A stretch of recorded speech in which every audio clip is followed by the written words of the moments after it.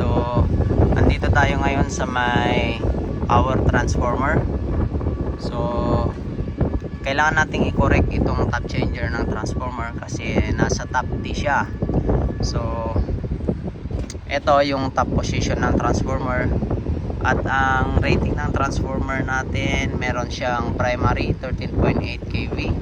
At meron siyang Y connected sa secondary, which is 480 to 277. So titignan natin sa top position. Sa top position, ang 13.8 or 13,800 volts ay top C. So nasa top D siya ngayon, which is 13.4. So kailangan natin siyang i-correct base sa nameplate ng ating transformer. So puntahan natin dito sa caution niya or warning sign. Sa warning niya ang nakalagay dito, dapat daw naka-de-energize muna yung transformer. In case na mag-attempt tayo na mag-change ng top ng ating transformer, kailangan daw de-energize.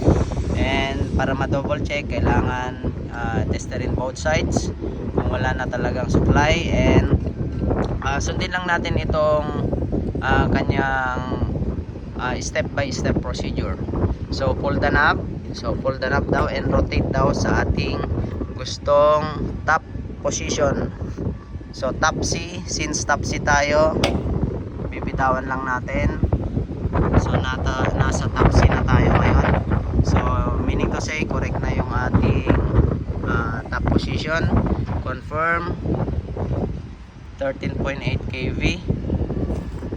Primary, which is delta 13.8. So correct na siya. Ang secondary natin 480 to 277. Yung 480 po dito ay yun yung line to line voltage niya. Samantalang yung 277, ito yung line to neutral voltage.